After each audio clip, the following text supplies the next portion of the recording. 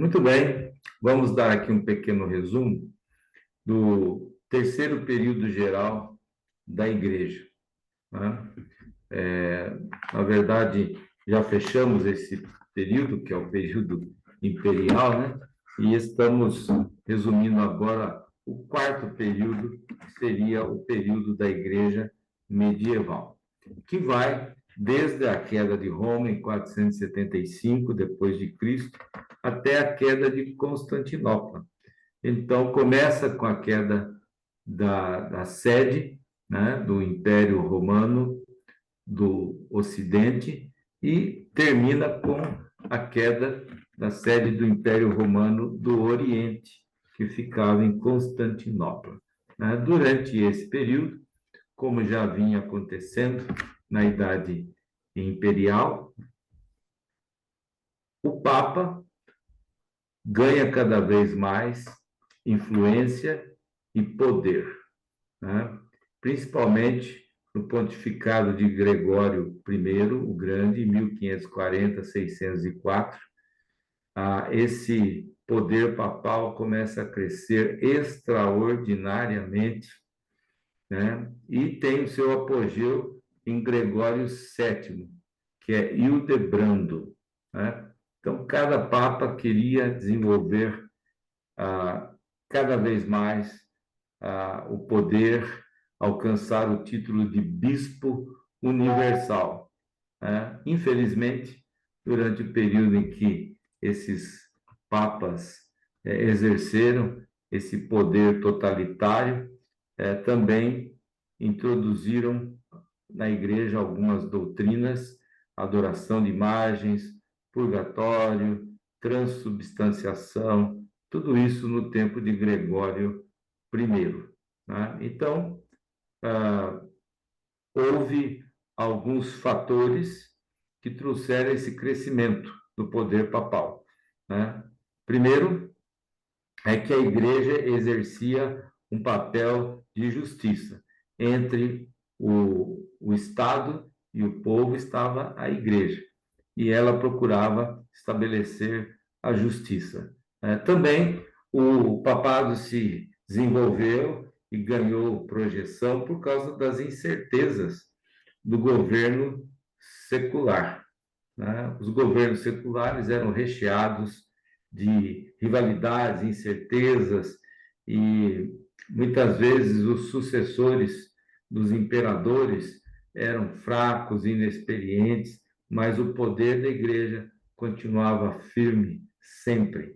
Tá? Então, havia também o que chamamos hoje de fraudes pias, que eram documentos que foram forjados pela Igreja Romana para, vamos dizer assim, validar o seu poder e a sua influência.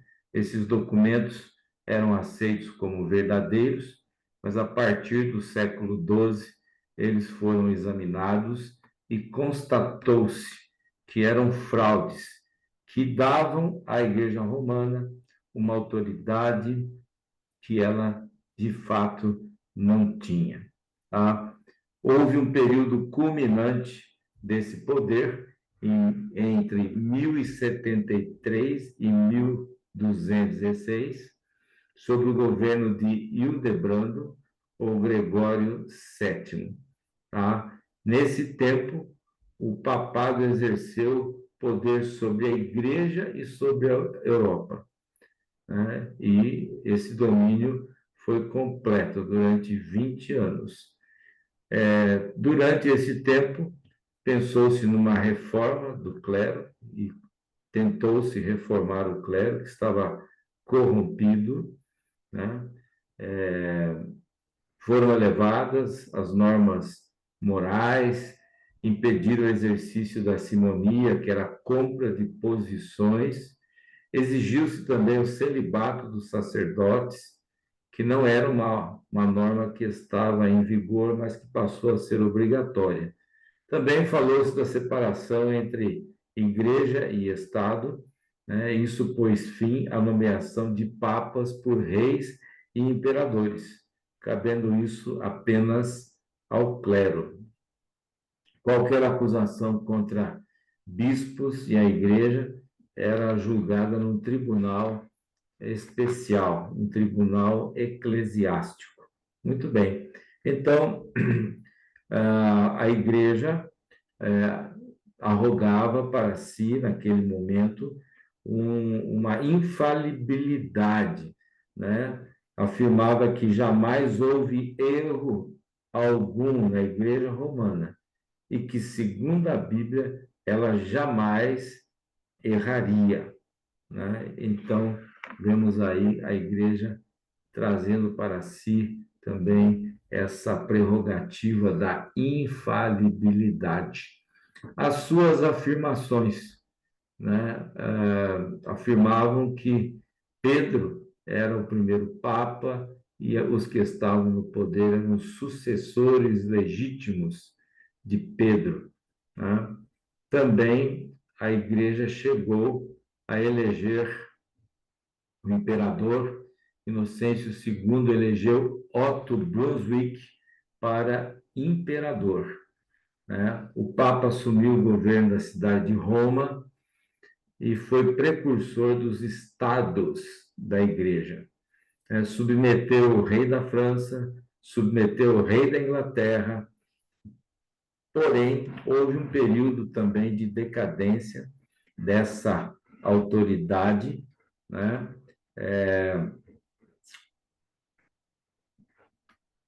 Bonifácio questionou com Filipe, o rei da Inglaterra, a questão da cobrança de impostos sobre a igreja e sacerdotes, né? E o rei da França declarou guerra ao Papa, o rei apoderou-se do Papa e o encarcerou. Foi libertado e logo depois morreu de tristeza. Mas de 1305, a partir de 1305, durante 60 anos, todos os papas foram escolhidos pelo rei da França e ficaram submissos a ele. Tá? De 1305 a 1377, a sede da Igreja Cristã foi retirada de Roma e foi colocada em Avignon, sul da França. Os papas eram submissos ao imperador e as ordens papais eram desrespeitadas, inclusive a excomunhão. No Concílio de Constança, em 1414, tá? Houve o concílio e para definir, né, que haviam quatro bispos que reclamavam o cargo de papa. O concílio depois os quatro e escolheu então um novo papa para liderar a igreja cristã. Muito bem. Nesse tempo apareceu também o poder maometano, né? A religião islâmica, que tem como seu fundador Maomé, 1570 a 1632. Maomé nasceu em Meca, na Arábia, começou sua carreira no ano 610, com 40 anos, né? Ele fugiu de Meca por causa de uma perseguição, em 622, conquistando várias tribos árabes. Voltou a Meca em 1632, 10 anos depois, como profeta e governador conhecido por toda a Arábia, né? A religião muçulmana, depois de 13 séculos, ela é uma das maiores religiões do mundo e que mais cresce, tá? O Islã significa submissão ou obediência à vontade de Deus, né? Há um só Deus, eles são unitaristas, esse Deus se chama Alá, né? Que seria uma espécie de Deus similar ao Elohim do hebraico, né? Todos os acontecimentos, bons e maus, são pré-ordenados por Deus. Logo, tudo que acontece é da vontade de Deus. Há anjos bons e maus, em contato permanente com os homens, né? E Deus transmitiu a sua mensagem através do anjo Gabriel a Maomé, o profeta. Deus enviou muitos profetas aos homens, Adão, Moisés, Jesus, os apóstolos, mas o maior deles é Maomé. No futuro, haverá uma ressurreição final, um julgamento, o céu e o inferno. Então, o islamismo progrediu grandemente. Quando eles se deparavam com os inimigos, haviam três alternativas. Os inimigos aceitavam o Islã, se tornavam tributários ou morriam, no caso de resistência. A Palestina, a Síria foram facilmente conquistadas, lugares onde o cristianismo era muito forte. Agora estava sob o poder do islamismo. Tá? Foram conquistados também províncias atrás de província do Império Romano, ficando apenas Constantinopla para que eles conquistassem. No Oriente, sua atuação estendia-se da Pérsia até a Índia. No Ocidente, incluíram o Egito, todo o norte da África e a Península Ibérica.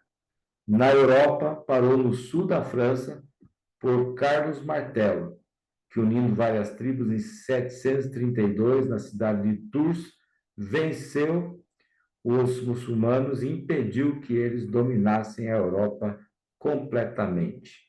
Seus elementos de poder, né, a fé árabe, os primeiros crentes em Maomé eram guerreiros árabes ferozes, acreditavam estar fazendo a vontade de Deus e praticando uma guerra santa, né? Acreditavam que se morressem em luta, iriam imediatamente ao céu, aonde lhes esperavam um harém de virgens, né? Para que pudessem ter esse prazer lá no céu, né?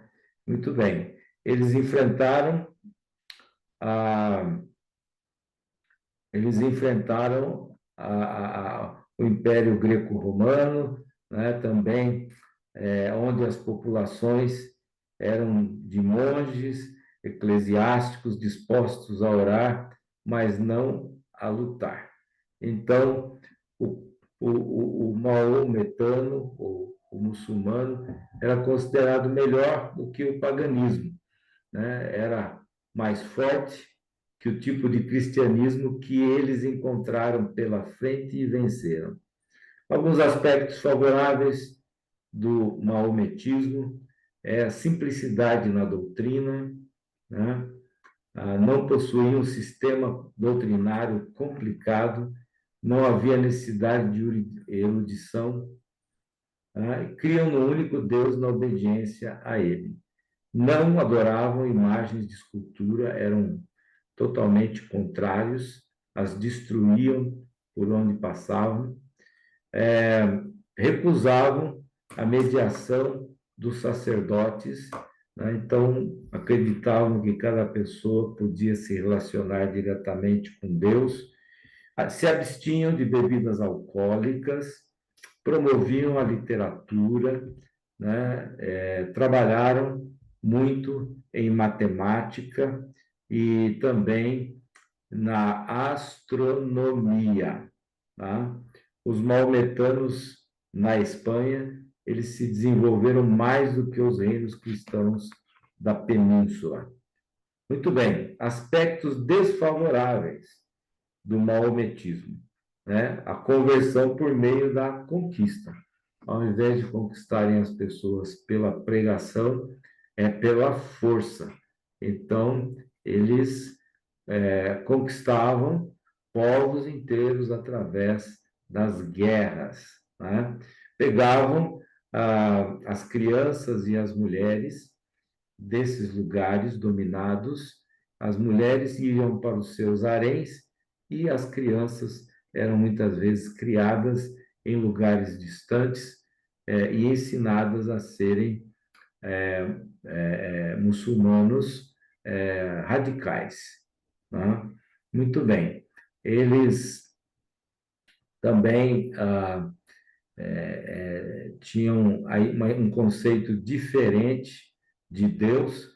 Para eles, Deus era um ser implacável, temível e sem amor para com a humanidade, a não ser para com os seguidores de Maomé, o profeta. Jesus Cristo está fora do sistema doutrinário deles. Para ele, Cristo não é Senhor, nem é Filho de Deus, mas Salvador. Apenas um profeta judeu, inferior a Maomé. O conceito de céu, né, é que a vida futura é inteiramente destituída de espiritualidade e inteiramente sensual. Então, o paraíso para eles, principalmente para aqueles que morreram em batalha, era um lugar, um harém cheio de virgens, em que eles poderiam ter prazer por toda a eternidade. Tá? A degradação da mulher, as mulheres eram consideradas como objetos escravas dos homens, né? Até hoje, ainda as mulheres estão numa condição muito degradante no meio da religião islâmica. Algumas têm que usar mesmo até aquela burca, né? Que é uma coisa que rouba completamente a identidade da mulher. Os muçulmanos, eles eram capazes de dominar as nações, mas eram incapazes de governar de uma maneira eficiente. Um verdadeiro fracasso na organização e na administração, tá? Outro ponto interessante da Idade Média foi o Sacro Império Romano. Desde o século X até o século XIX, né, o Sacro Império Romano, também chamado de Império Germânico, apesar de tudo, né, liderança de tribos guerreiras, procuravam manter a ordem. Seu fundador foi Carlos Magno, que viveu de 742 a 814. Tá? Carlos Magno era neto de Carlos Martelo, que venceu a Batalha de Tours, no sul da França, impedindo os muçulmanos de dominarem a Europa. Né? Então,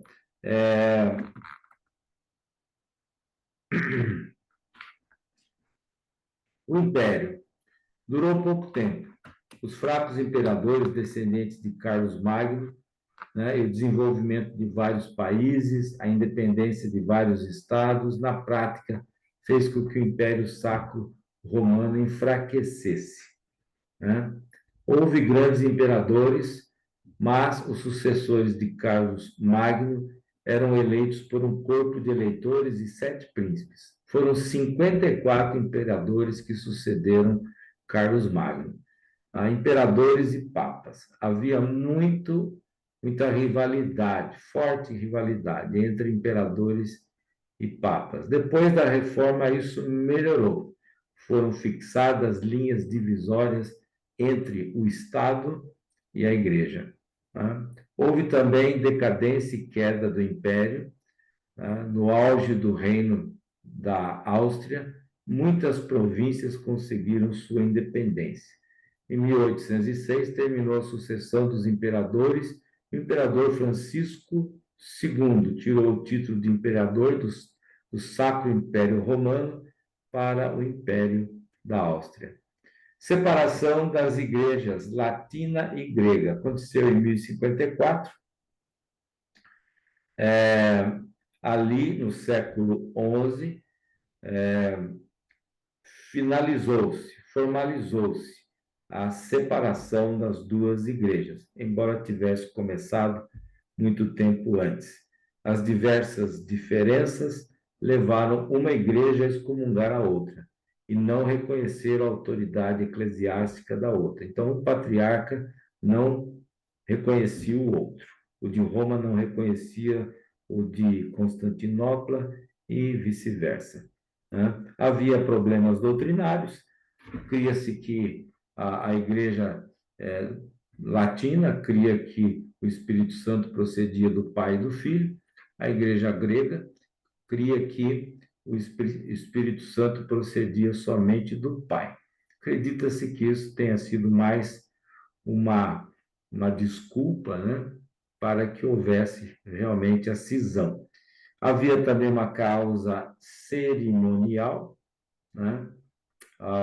Haviam costumes diferentes nas duas igrejas, mas o principal era a questão da adoração de imagens de escultura, que na igreja de Roma já era uma tradição de mais de 1000 anos, enquanto na igreja grega ortodoxa essa prática não era comum, mas apenas a exposição de quadros pintados.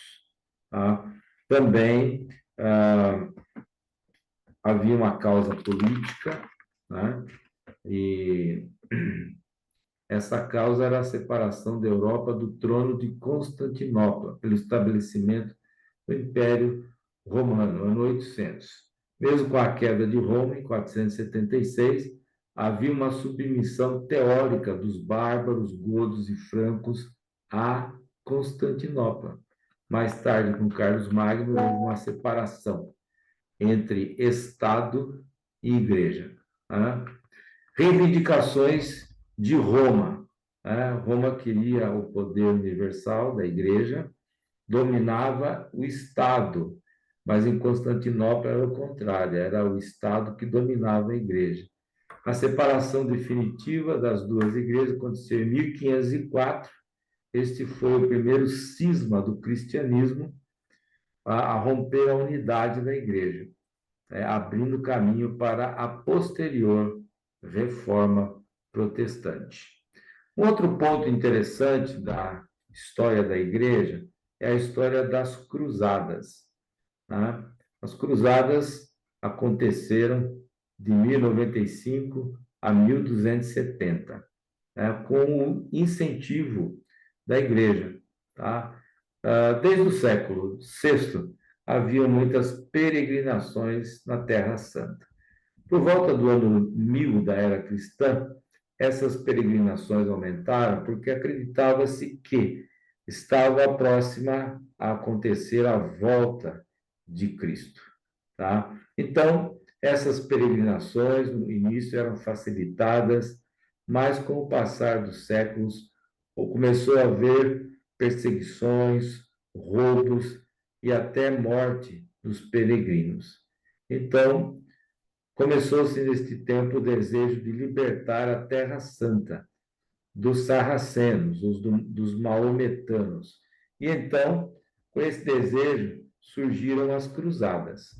A primeira cruzada aconteceu em 1095 a 1099, liderada por Godofredo de Bouillon, foi anunciada pelo Papa Urbano II, em 1095, no Concílio de Clermont. Cavaleiros receberam a cruz como insígnia e foram combater, então, os sarracenos.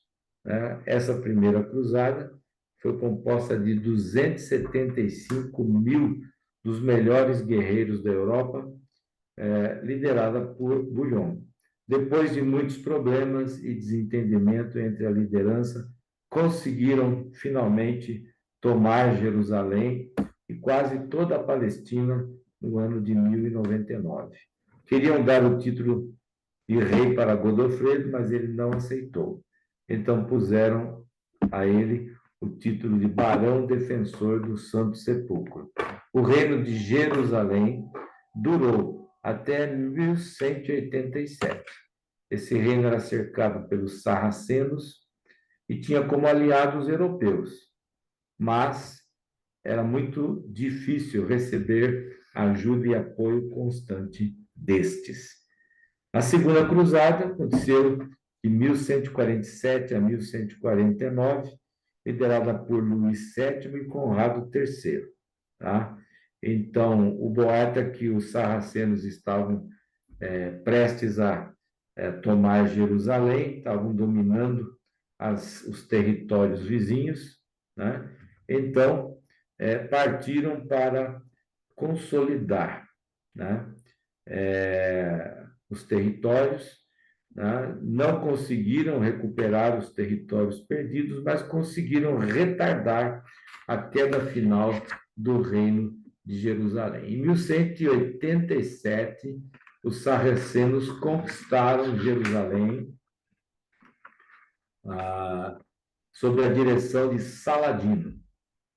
Depois houve ainda uma terceira cruzada, em 1188 a 1192, em que participaram Frederico da Alemanha, Felipe da França e Ricardo da Inglaterra. O motivo era a queda de Jerusalém, desejo de recuperá-la. Frederico, o melhor dos generais, morreu afogado, e os outros dois se desentenderam. Felipe voltou para sua pátria, Ricardo não conseguiu conquistar Jerusalém, mas conseguiu um acordo com Saladino para que os peregrinos cristãos tivessem o direito de visitar o Santo Sepulcro, tá? Sem serem molestados. A quarta cruzada foi para Constantinopla, foi um fracasso total, né? Elas se afastaram do propósito de reconquistar a Terra Santa e voltaram-se contra Constantinopla. Conquistaram e saquearam o Império Grego de Constantinopla e impuseram o seu governo por 50 anos.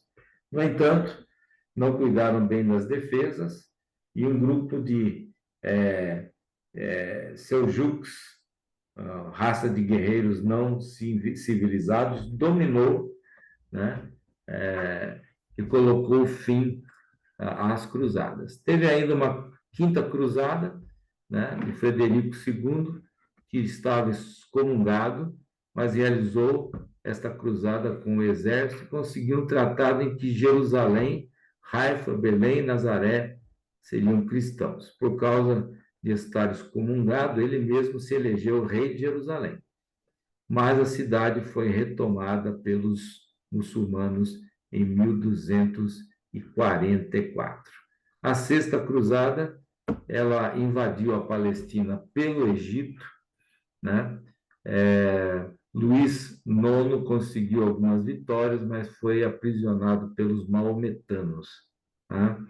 E então acontece a Sétima Cruzada.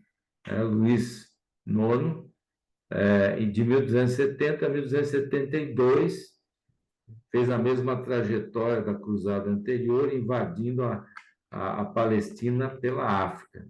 Porém, Luís IX morreu na Tunísia, seu filho propôs a paz e Eduardo voltou para a Inglaterra. Essa foi a última cruzada. Houve outras cruzadas, mas sem importância, inclusive uma cruzada das crianças, né? Todo tipo de guerra, naquele tempo, era tratado como se fosse uma cruzada, né? Muito bem, qual foi o fracasso?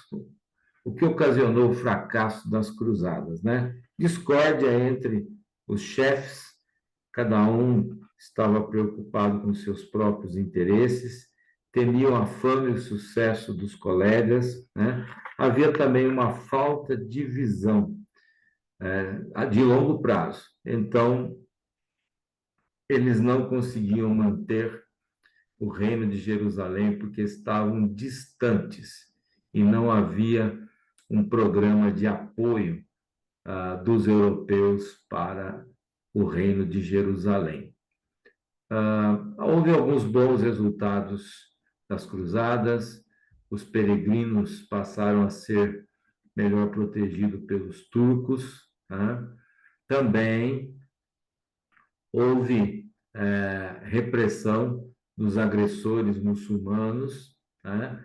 Na verdade, houve uma reação geral contra os muçulmanos que se espalhou por toda a Europa, porque eles perceberam a ameaça muçulmana. Houve também uma melhor relação entre as nações europeias, que, por causa das cruzadas, se uniram com objetivos comuns e passou a haver um maior relacionamento e respeito entre esses estados. As cruzadas contribuíram para o desenvolvimento dos estados modernos da Europa, tá? Principalmente nas relações internacionais. Houve também um grande impulso ao comércio, algumas indústrias foram criadas para produzir armas, provisões, navios.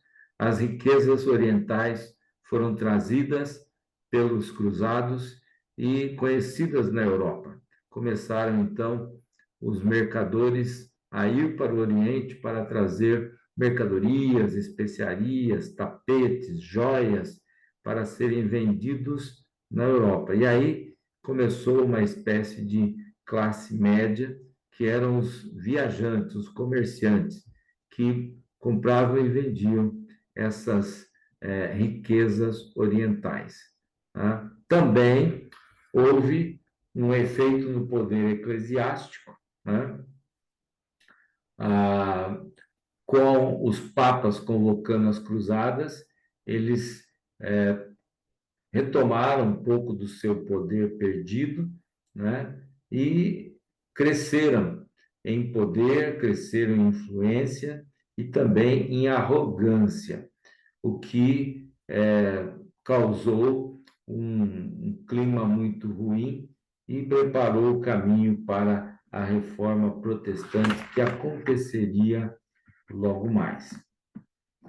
Também, uma outra coisa importante que aconteceu durante a reforma, né, um assunto que não pode ser deixado de lado, é a questão das ordens monásticas, né? Nós já vimos anteriormente que pessoas estavam vivendo numa igreja corrompida, onde a moral era muito baixa, e, na verdade, na igreja havia muitas pessoas que nem cristãos eram, nem convertidos eram, né? Então, as pessoas começaram a buscar os mosteiros, uma vida de reclusão, para alcançar um nível de espiritualidade maior, né? Entre as ordens monásticas, né, que foram criadas, os mais antigos são os beneditinos, em 529, São Bento, né? A ordem foi criada no Monte Cassino, entre Roma e Nápoles. A maior de todas as ordens monásticas da época, em 1529. Promovia a evangelização, promovia também a obediência aos superiores, renúncia de bens materiais, castidade pessoal, faziam muitas boas obras e bem-estar social, né? Algumas ordens saíram dos beneditinos, como, por exemplo, os cistercenses, em 1098, liderados por São Roberto e São Bernardo. No final do século X, os beneditinos se tornaram presas da frouxidão, do mundanismo e precisavam de uma reforma. Dentro das suas fileiras, né, saíram alguns que criaram os cistercenses para buscar uma vida mais simples de obras e oração. Seu nome deve-se à cidade francesa de Citeaux, onde a ordem foi fundada por São Roberto. Em 1112, ela foi organizada por Bernardo de Claraval. Essa ordem deu ênfase às artes, à arquitetura, especialmente à literatura, copiando livros antigos e escrevendo outros novos. Outra ordem que surgiu foram os franciscanos, fundada por São Francisco de Assis, filho de um rico comerciante da cidade de Assis. Ele teve no seu coração o desejo de cuidar dos necessitados, embora seu pai zombasse de seus propósitos. Renunciou à riqueza, dedicou-se a uma vida de pobreza, dar comida e roupa para os que precisavam. Tornou-se um mendigo, pedindo aos ricos, sem qualquer vergonha, para compartilhar seus bens com os que nada possuíam. Essa ordem cresceu rapidamente e se espalhou por toda a Europa. Estavam dispostos a servir as pessoas, até mesmo em condições difíceis. Disse que na peste negra, no século XIV, essa peste matou mais de 124 mil monges franciscanos, que prestavam serviço aos moribundos e aos enfermos.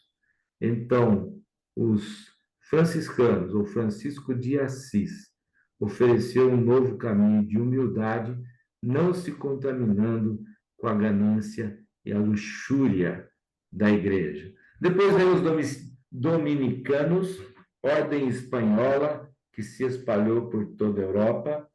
os franciscanos e os dominicanos eram diferentes das outras ordens, pois eles pregavam, fortaleciam a fé, combatiam os hereges.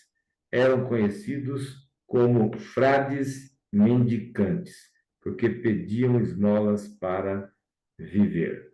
Uma outra ordem importante que surgiu, havia ordens para as mulheres também, como, por exemplo, as carmelitas, que era uma ordem para mulheres. Mas uma outra ordem importante que surgiu foram os jesuítas, que foram criados para combater a reforma e os reformadores. Uma ordem perigosa que estava disposta a lançar mão de todos os meios, lícitos e ilícitos, para combater a reforma, né? Estando mesmo pronto até para cometer atos como envenenamento, enforcamento, sufocamento, esfaqueamento dos inimigos da igreja. Uma ordem perigosa. Enquanto a igreja reformada se organizava e ela se protegia de perseguições e ataques, os jesuítas chegaram primeiro ao Mundo Novo e iniciaram uma obra de missões e evangelização entre os indígenas, né? Desse trabalho dos mosteiros também surgiram algumas coisas boas, né? Entre elas é que esses mosteiros se tornaram centros de paz, abrigo aos indefesos, né? Usavam os mosteiros para proteger e abrigar pessoas, viajantes, e até mesmo em tempos de guerra, esses lugares eram respeitados e não eram atacados. Também os mosteiros serviram para a hospedagem de viajantes, enfermos e pobres, né? E serviam também como hospitais e hotéis. Por causa dos mosteiros, com essa atividade surgiram futuramente os hotéis e os hospitais, né? Também os mosteiros tinham uma influência grande, porque serviam a comunidade com agricultura, saneamento e obras de benefício social. Literatura, guardavam obras clássicas cristãs, copiavam livros, escreviam biografias. Sem as obras dos mosteiros, a Idade Média passaria em branco, nem saberíamos o que aconteceu. Educação, praticamente os professores da época eram os monges. Missões, os monges serviam como missionários aos bárbaros. Santo Agostinho, não o teólogo, foi para Roma e para a Inglaterra. Santo Patrício para a Irlanda, né? Muito bem. Alguns males resultantes da vida monástica. Número 1, a exaltação do celibato, né? O celibato era considerado o mais alto nível de espiritualidade, né? Então, esse foi uma coisa que se tornou, vamos dizer assim, exaltada, importante demais, né? Efeitos sobre a vida social e nacional, né? Os homens mais capazes e necessários para o Estado estavam nos mosteiros enclausurados. Luxo e imoralidade. Muitos mosteiros se tornaram lugar de iniquidade, tá? Então, a vida moral dos mosteiros era do mais baixo nível. No início, os mosteiros eram mantidos pelo trabalho dos monges e freiras, mas depois, esses mosteiros dependiam apenas das rendas e impostos arrecadados pelo Estado. Então, a ganância dos mosteiros provocou a sua extinção. No século XVI, eles estavam desmoralizados e foram terminando, e os que se mantinham era por conta própria. Muito bem. Então, por hoje, encerramos aqui o nosso resumo da história da Igreja 1, né, a Idade Média.